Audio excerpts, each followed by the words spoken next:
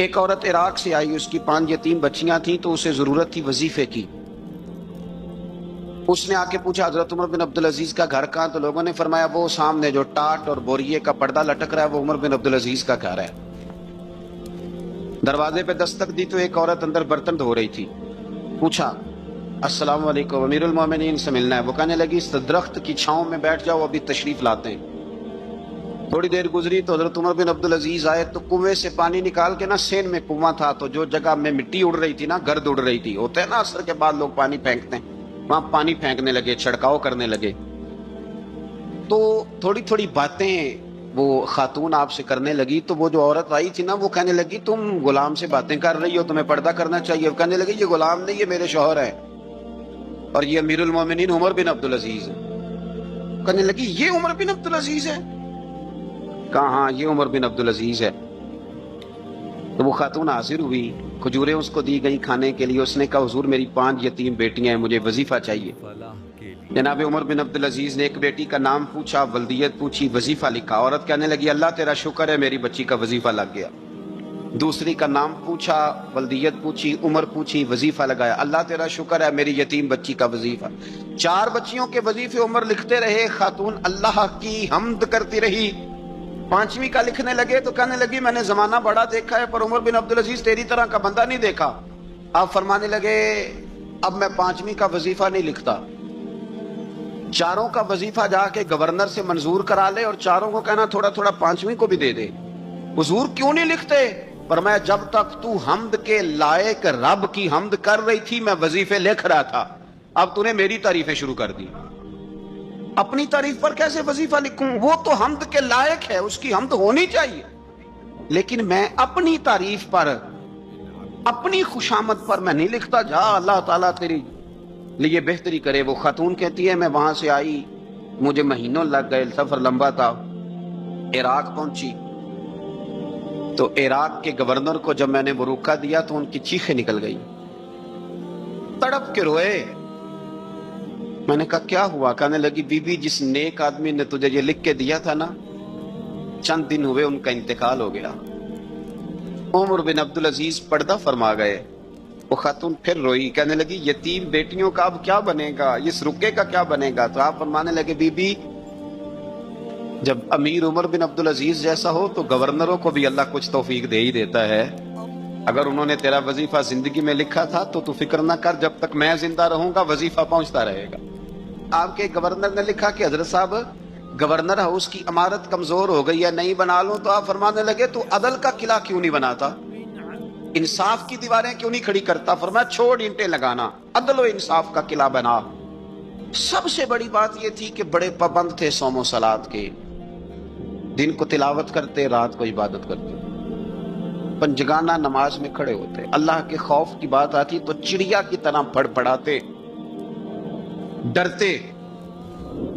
آپ کی اہلیہ کہنے لگی عمر بن عبدالعزیز یہ کیفیت کیسے ہوئی؟ فرمانے لگے ایک ذہن میں بات بیٹھ گئی تھی کہ رب نے حساب پوچھنا ہے اور میں نے حساب دینا ہے، تو جس کو پتا ہونا میں نے حساب دینا ہے اور مجھ سے کسی نے حساب پوچھنا ہے، پھر سمجھیں، حساب دینا ہے اور کسی نے حساب پوچھنا ہے، حساب دینا ہے اور حساب، تو فرماتے ہیں جب یہ ذہن بن گیا نا کہ میں نے حساب دینا ہے اور رب نے حساب پوچھنا ہے تو بس پھر میں نے حساب کر کے رکھنا شروع کر دیا۔ پھر میں نے کوشش کی ہے کہ حساب کروں کہ نا انصافی نہ ہو جائے، ظلم نہ ہو جائے۔ ایک آدمی بڑی دور سے چل کے آیا، عرض کی حضور آپ کے گورنر نے میرا مال چھین لیا ہے، واپس نہیں کرتا۔ تو حضرت عمر بن عبدالعزیز رحمۃ اللہ نے رکا لکھا، فرمایا میں نے تو تجھے نیک آدمی سمجھ کے گورنر بنایا تھا اور تو لوگوں کے مال نہیں واپس کرتا، فوراً واپس کر۔ اس کے نام جب خط لکھا تو آدمی خوش ہو گیا، تو آپ فرمانے لگے اب یہ بتا تیرا آنے جانے کا خرچہ کتنا ہوا؟ عرض کی حضور کیا مطلب؟ آپ فرمانے لگے ایک تجھ پہ ظلم ہو اور دوسرا تیرے اوپر اور خرچے ڈالے جائیں۔ دیکھیں نا ایک آدمی کی زمین پہ قبضہ ہو، پھر وہ وکیل کرے، پھر وہ گواہ اکٹھے کرتا پھرے، پھر وہ مسائل میں الجھ جائے۔ جناب عمر بن عبدالعزیز نے ہمیں ایک سوچ عطا فرمائی، فرمایا ایک تیرے اوپر ظلم ہوا، ایک تجھے اتنی تکلیف ہوئی یہاں آنے کی، اور ایک تیرا خرچ ہوا، بتا کتنے پیسے؟ عرض کی حضور میرا تو لاکھوں کا مال آپ نے واپس کرا دیا ہے، اب چھوڑے خرچے کو۔ فرمایا نہ بھائی یہ میرے رسول کائنات کا دین ہے، اس میں ہم ہر شے کا حساب کر کے رکھیں گے. تیرا خرچ ہوا ہے، تیرا خرچہ ہوا ہے، تجھے آنا پڑا، تجھے جانا پڑا. اور دنیا کے منصفوں، فیصلے کرنے والوں، تھوڑا خیال تو کرو کتنے لوگ ہیں جو رول گئے بیچارے رستوں میں کچہریوں کے، جو عدالتوں کے چکر لگا لگا کے تھک گئے، جن کی اولادیں تڑپ اٹھی، مکان بک گئے. انہوں نے اپنے حقوق کیا لینے تھے، ان کی تو باقی چیزیں بھی چلی گئیں. فرمایا خرچہ بتا کتنا ہوا؟ عرض کی حضور 60 دینار تقریباً. فرمایا اسے مال خزانہ سے 60 دینار بھی دو. پھر فرمایا میری جیب سے اسے 50 اور دو تاکہ یہ آنے جانے میں مزید روٹی کھا سکے، گوشت کے ساتھ روٹی کھائے. اور پھر فرمایا معاف کر دینا، حکومت عمر بن عبدالعزیز کی تھی پر تجھے بڑی تکلیف اٹھانی پڑی، اذیت اٹھانی پڑی. یارو اس رنگ میں اس شخص نے حکومت کی، اس انداز میں، اور سب سے بڑھ کر بنو امیہ میں سے تھے. لیکن میرے رسول پاک کی اولاد سے جو پیار، حضور کی نسل سے، کسی نے آپ کے سامنے کہہ دیا، امام جلال الدین سیوطی نے اس کو لکھا ہے، کسی نے عمر بن عبدالعزیز رضی اللہ تعالیٰ عنہ کے سامنے کہہ دیا یزید امیر المومنین تھا، مومنوں کا امیر تھا. فرمایا پکڑو اس بدذات کو 20 کوڑے مارو، پکڑو اس نالائق کو، اسے 20 کوڑے مارو. یہ نبی پاک کے خاندان کے قاتل کو امیر المومنین کہتا ہے. یہ فتویٰ جناب عمر کا.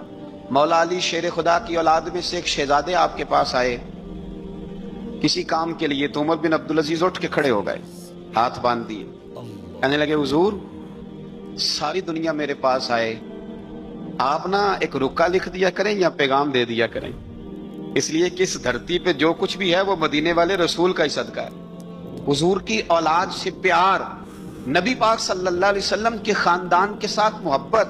حضرت عمر بن عبدالعزیز نے فلاح عامہ کے کام کرائے، بڑے بڑے سرائے بنائے، لوگوں کے ٹھہرانے کا بندوبست کیا، وظائف دیے غریبوں کو، مساجد بنائی، مدارس بنائے. آپ کو مجدد کہا جاتا ہے.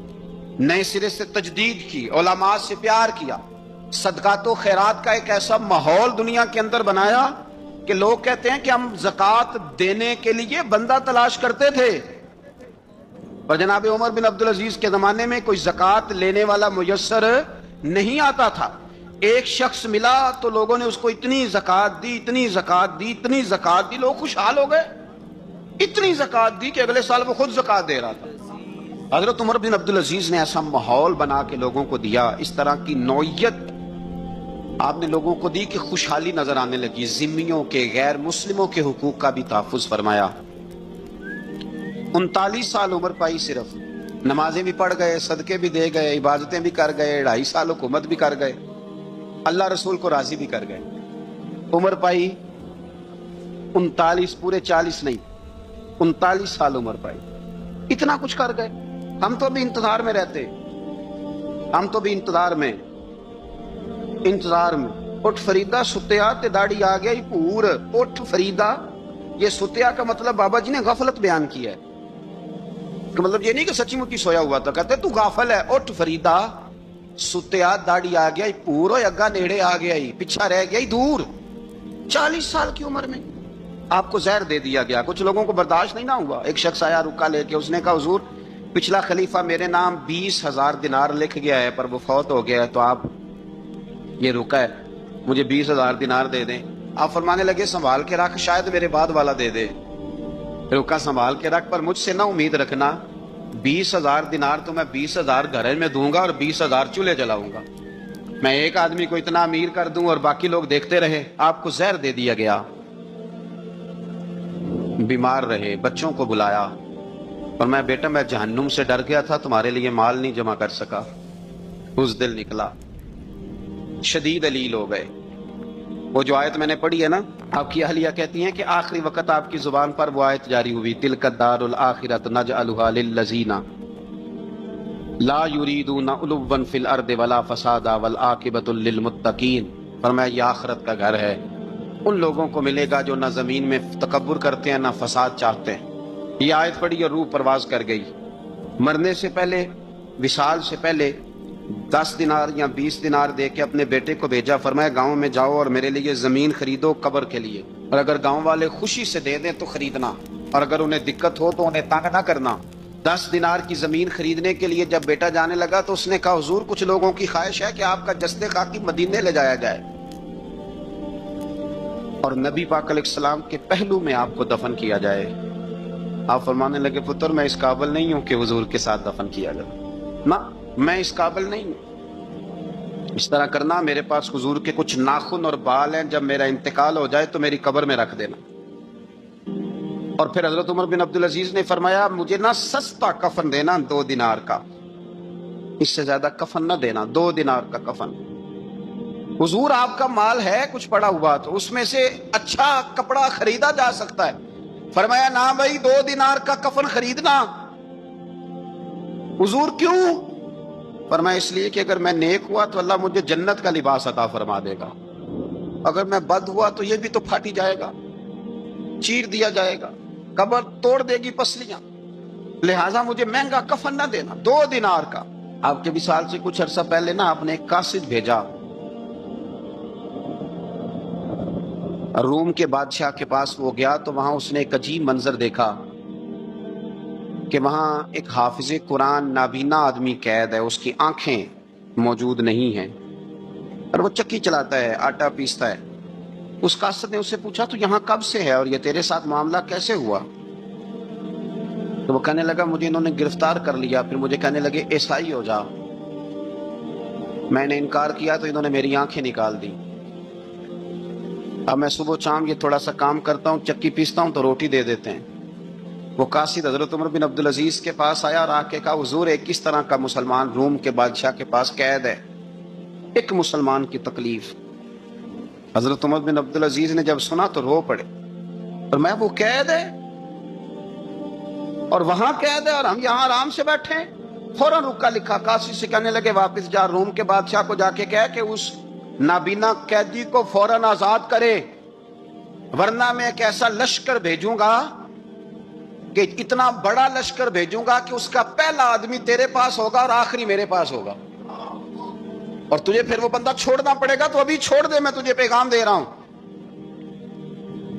وہ قاصد کہتا ہے جب میں رکا لے کے پہنچا، ظاہر ہے بڑا لمبا سفر ہوتا تھا، آنے جانے میں مہینوں بھی لگ جاتے تھے۔ کہتا ہے میں نے رکا دیا تو اس نے پڑھا، کہنے لگا میری طرف دیکھ کے رکا میں نے پڑھ لیا ہے، علماء علماء کو جانتے ہیں، تاجر تاجروں کو جانتے ہیں، تو بادشاہ بھی بادشاہوں کو جانتے ہیں، اور میں تم مسلمان ہو میں نہیں ہوں، اور جتنی تم اس درویش کی قدر کرتے ہو میں تم سب سے بڑھ کر قدر کرتا ہوں۔ میں اس بندے کو لشکر لے کے آنے کی تکلیف نہیں دوں گا، میں ویسے ہی قیدی آزاد کرنے لگا، تم لے جاؤ۔ کہتے ہیں مجھے چند دن وہاں رہنا پڑا، کچھ لوازمات تھے جن کے لیے رکنا پڑا۔ ایک دن میں شاہ روم کے دربار میں گیا تو وہ تخت سے نیچے اتر کے رو رہا تھا اور اس کی ہچکی بندھی تھی اور اس کے سینے سے آواز نکل رہی تھی۔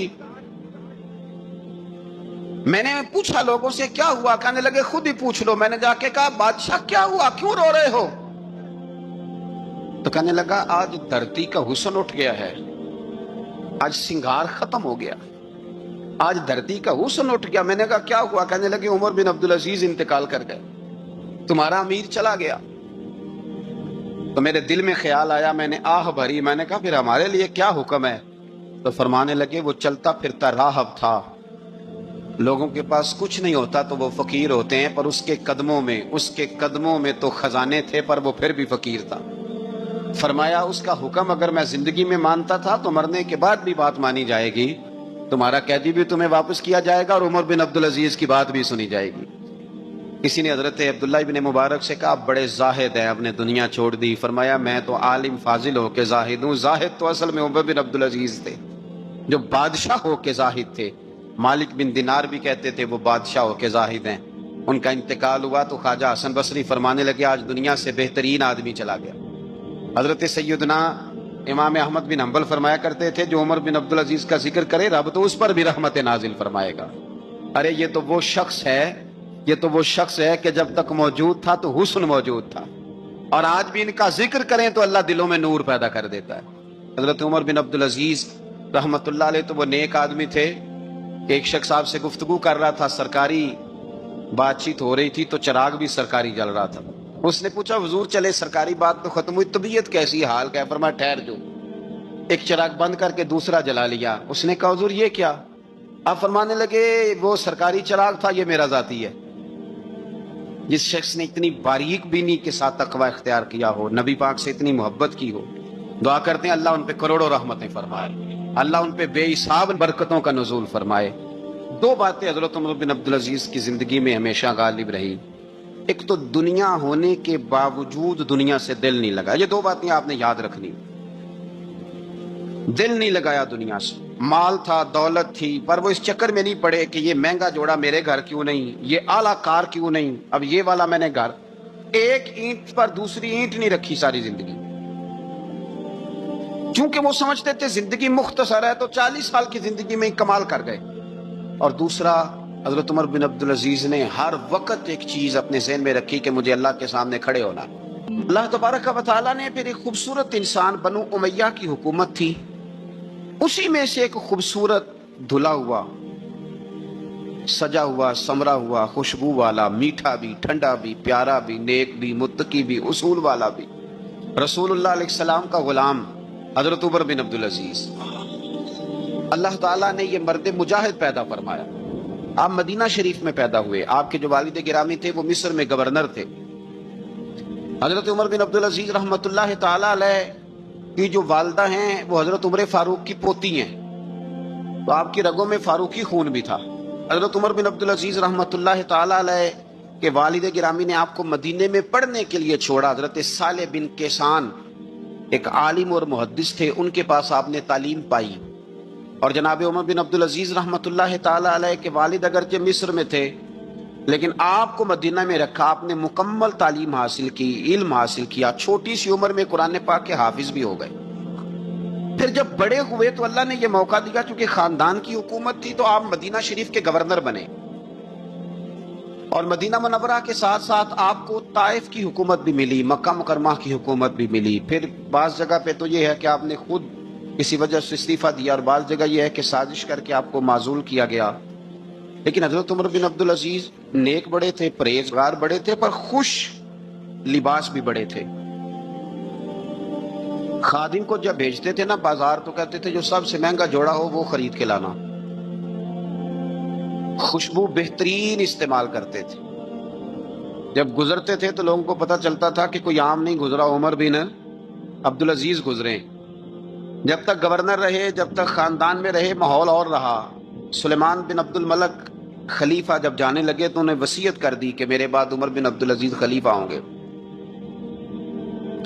یہاں تو لوگوں کو عہدہ ملے تو لوگوں کی کیفیت بدل جاتی ہے نا، لیکن جب حضرت عمر بن عبدالعزیز کا اعلان ہوا تو رونے لگے، ایک کونے میں بیٹھ کے رونے لگے، فرمانے لگے مجھے امید نہیں تھی کہ وہ اتنا بڑا بوجھ میرے کندھوں پہ ڈال کے چلا جائے گا، اتنے سارے لوگوں کا بوجھ، اتنے سارے لوگوں کی آزمائش۔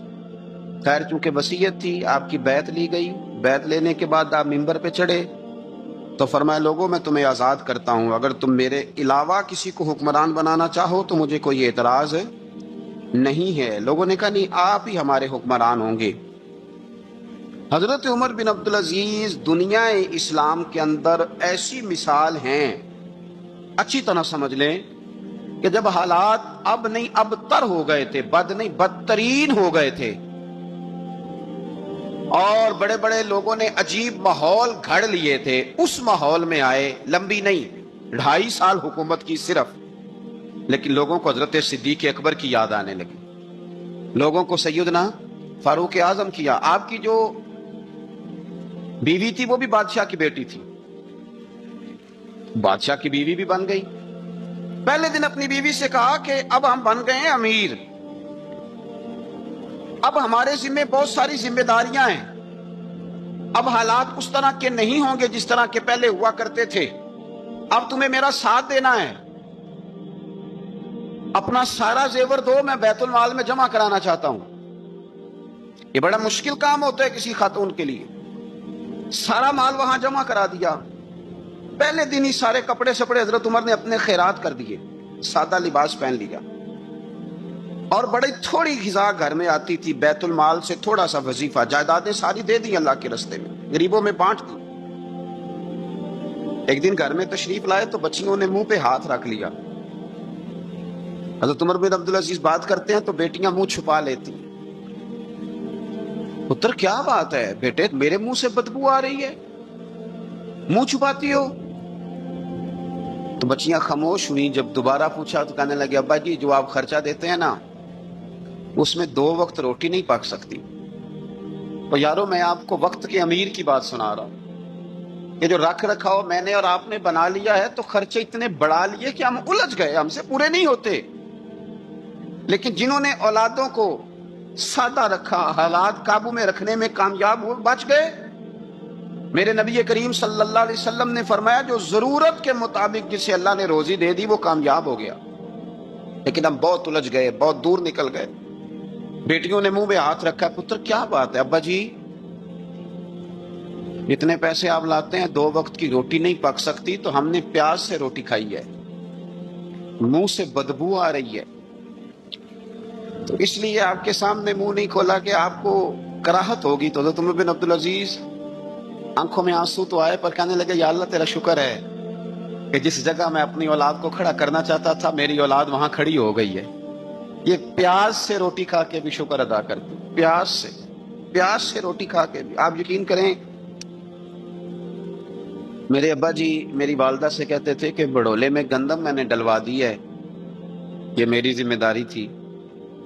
اب اچار کا ایک مرتبان بنا لے تو انشاءاللہ گرمیاں مسئلہ کوئی نہیں. میں نے دیکھا ہے انہیں پیاز سے روٹی کھاتے, میں نے دیکھا ہے وہ ایک پیاز سے روٹی کھاتے اور پیاز روٹی کے اوپر رکھ لیتے. اور آخر میں ان کا چہرہ جب ہم لوگ دیکھتے تو وہ کہتے اللہ تیرا کتنا شکر ہے, سوال نہیں کرنا پڑا, گندم بھی اپنی تھی, پیاز بھی اپنا تھا, گھر میں نے بچوں کے بیچ بیٹھ کے روٹی کھا لی. اور یوں لگتا تھا کہ وجود بھی ان کا سارا شکریہ ادا کرتا ہے صرف زبان.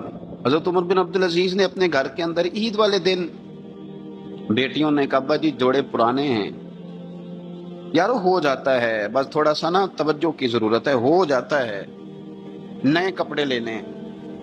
اب ایک گھر میں شادی ہوتی ہے تو اس گھر سے تعلق رکھنے والے ہر گھر میں شادی سمجھنے شروع ہو گئی. لاکھوں روپے کا مال صرف کپڑوں پہ, جوتوں پہ اور ان کے لوازمات پہ لگتا ہے. غربت کیسے ختم ہوگی, حالات کیسے ٹھیک ہوں گے, پردیس میں جانے والے واپس کیسے آئیں گے, کس طرح یہ ماحول ٹھیک ہوگا جب اخراجات اتنے بڑھا لیے جائیں. حضرت عمر بن عبدالعزیز رحمت اللہ علیہ کی بیٹیوں نے کہا عید پہ کپڑے لینے, ضد کی تو جناب عمر نے اپنے وزیر خزانہ کو خط لکھا اور میں 1 مہینے کی تنخواہ مجھے ایڈوانس دے دو, بیٹیوں کے کپڑے لینے ہیں. تو جب بادشاہ عمر بن عبدالعزیز جیسا ہو تو پھر وزیر بھی نیک ہی ہوتے ہیں, وزیر بھی نیک. تو وزیر کہنے لگا حضور کچھ باتیں آپ سے سیکھی ہیں, اگر اجازت دیں تو کر لوں. کہا جناب کرو. کہنے لگے آپ 1 مہینے کی تنخواہ ایڈوانس مانگ رہے ہیں, آپ 1 مہینے تک زندہ رہیں گے, یہ آپ سے سیکھی ہوئی باتیں. حضرت عمر بن عبدالعزیز کہنے لگے رب تیرا بھلا کرے, تو نے سوئے ہوئے عمر کو پھر سے جگا دیا. بیٹیوں سے آ کے کہنے لگے پتر پرانے کپڑے دھو کے پہن لو, اگر کپڑے دھو کے پہن لوگی اور پہن کے رب کی بارگاہ میں کھڑے ہوگی تو رب تو پہلے ہی بڑا قبول فرمانے والا ہے, اللہ تو پہلے ہی بڑا قبول کرنے والا ہے. تو صاحب یاد رکھیں حضرت عمر بن عبدالعزیز نے اپنے گھر کے اندر یہ ماحول پیدا کیا, اپنے گھر کے اندر یہ کیفیات آپ نے بنائیں, بنا کر کے سجائیں. میرے عزیز یاد رکھیں کچھ چیزیں ایسی ہوتی ہیں جن پر انسان اگر توجہ کر لے تو آسانی سے معاملات ٹھیک ہو جاتے ہیں. حضرت عمر بن عبدالعزیز نے خود بھی سادگی اختیار کی, آپ کے بچوں نے بھی سادگی. ہوتا یہ ہے کہ جس طرح کا حکمران ہوتا ہے نا رعایا پر اس کے اثرات ہوتے ہیں, یہ ایک اصولی بات ہے. جس طرح کا حکمران ہو رعایا پر اس کا اس طرح کا. ولید بن عبد الملک جب حکمران تھا نا تو اسے عمارتیں بنانے کا بڑا شوق تھا, بڑی بڑی بلڈنگیں کھڑی کرنا, بڑے بڑے محلات بنانا. تو اس زمانے میں ہر آدمی بلڈنگ کی بات کرتا تھا, ہر آدمی جو ہوتا تھا وہ کسی نہ کسی نئے مٹیریل کی بات کرتا تھا, نئے نقشے کی بات کرتا تھا. جب سلیمان بن عبد الملک حکمران بنا تو سلیمان بن عبد الملک جو تھا اس کو شوق تھا شادیاں کرنے کا, یہ بھی شوق ہوتا ہے بادشاہوں. اس زمانے میں لوگ شادی کی بات کرتے تھے, نکاح کی بات کرتے تھے, بیاہ کی بات کرتے تھے. تو پورے ماحول کے اندر ایک چیز پیدا ہو گئی تھی. لیکن جب حضرت عمر بن عبدالعزیز کا زمانہ آیا تو وہ راتوں کو عبادت کرتے تھے, وہ وظائف پڑھتے تھے, وہ قرآن پاک کی تلاوت کرتے تھے, وہ اللہ کا ذکر کرتے تھے.